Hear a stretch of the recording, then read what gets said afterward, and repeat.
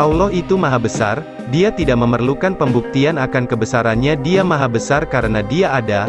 Apapun yang diperbuat orang atas dirinya, sama sekali tidak ada pengaruhnya atas wujudnya dan atas kekuasaannya.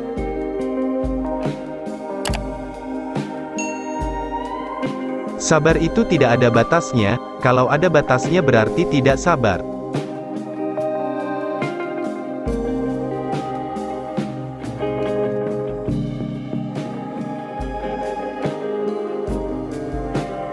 Menyesali nasib tidak akan mengubah keadaan, terus berkarya dan bekerja yang membuat kita berharga.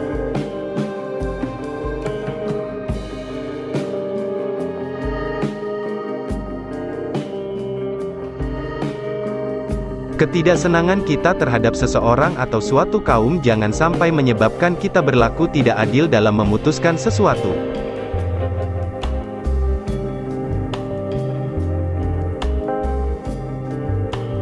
Memaafkan tidak akan mengubah masa lalu tetapi memberi ruang besar untuk masa depan.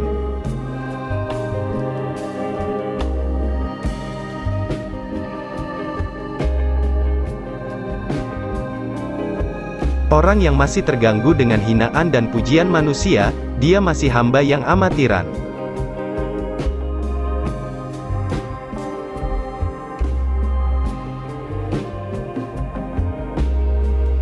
Sebenar apapun tingkahmu, sebaik apapun perilaku hidupmu, kebencian dari manusia itu pasti ada, jadi jangan terlalu diambil pusing, terus saja jalan.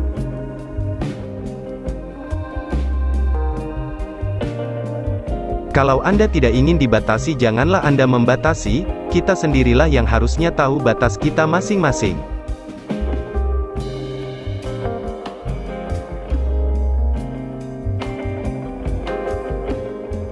Pesan agama sesungguhnya membuat orang sadar akan fakta bahwa dirinya bagian dari umat manusia dan alam semesta.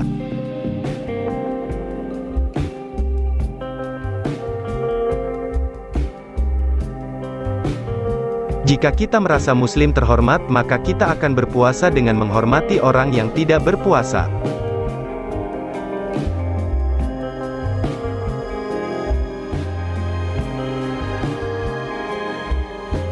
Memuliakan manusia berarti memuliakan penciptanya, merendahkan manusia berarti merendahkan dan menistakan penciptanya.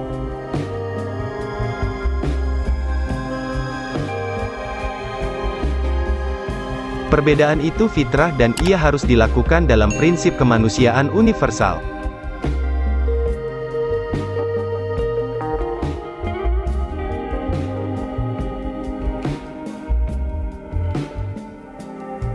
Tidak penting apa agama dan sukumu, kalau kamu bisa melakukan sesuatu yang baik untuk semua manusia, maka orang tidak pernah tanya apa agamamu.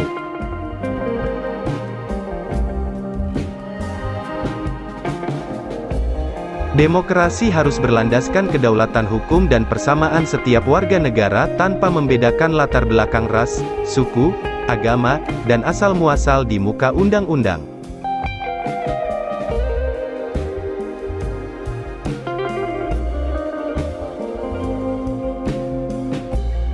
Agama mengajarkan pesan-pesan damai dan ekstremis memutarbalikannya.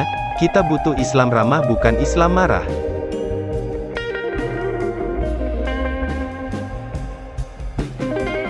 Islam itu datang bukan untuk mengubah budaya leluhur kita jadi budaya Arab, bukan untuk aku menjadi ana, sampeyan menjadi antum, sedulur menjadi ahi. Kita pertahankan milik kita harus serap ajarannya bukan budaya Arabnya.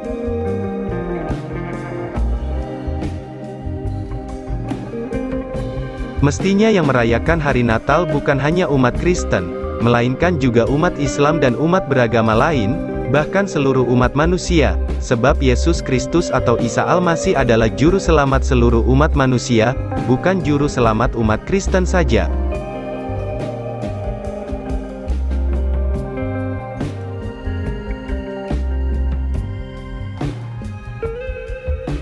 Dengan lelucon, kita bisa sejenak melupakan kesulitan hidup. Dengan humor, pikiran kita jadi sehat.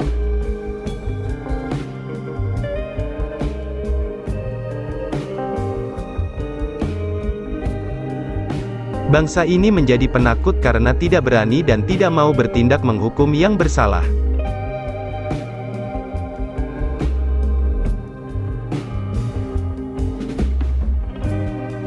Islam di Indonesia itu timbul dari basis kebudayaan.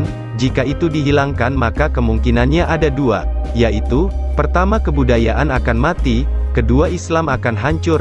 Pesan saya, jadilah pemikir yang sehat.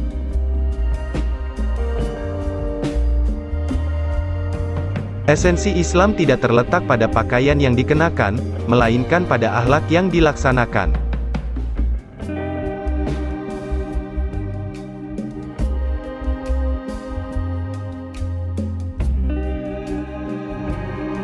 Humor tidak bisa menjatuhkan pemerintah, tetapi humor bisa membantu membusukkan suatu rezim.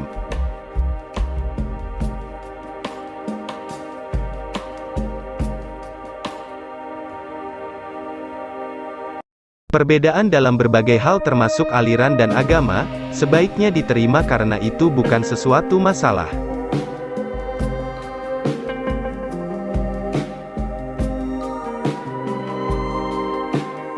Sebuah masyarakat tanpa spiritualitas hanyalah akan berujung pada penindasan, ketidakadilan, pemerasan, dan pemerkosaan atas hak-hak asasi warganya. Kemajemukan harus bisa diterima tanpa ada perbedaan. Keragaman adalah keniscayaan akan hukum Tuhan atas ciptaannya.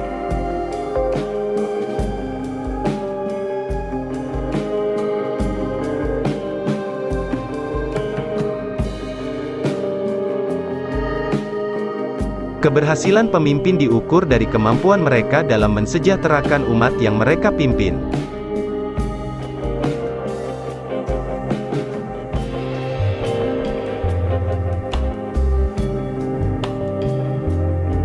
Saya tidak khawatir dengan dominasi minoritas, itu lahir karena kita yang sering merasa minder.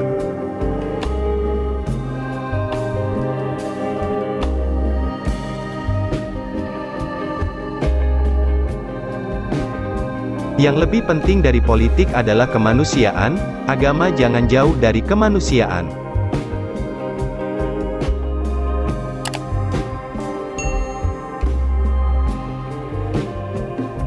Kepemimpinan yang baik dapat membawa hasil yang baik tanpa banyak menumpahkan darah.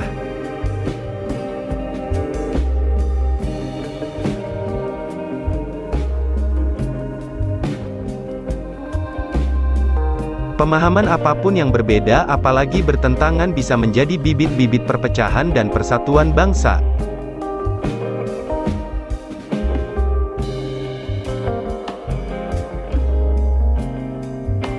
Meskipun takut, kita jalan terus, berani melompati pagar batas ketakutan tadi, mungkin di situ harga kita ditetapkan.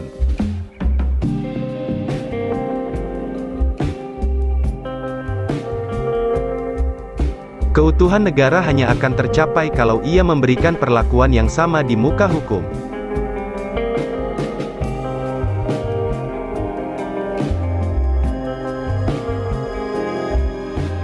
Mari kita tanya dalam hati kita, apakah kita ini berjuang untuk suatu kepentingan yang besar yaitu kedamaian dan keutuhan NKRI?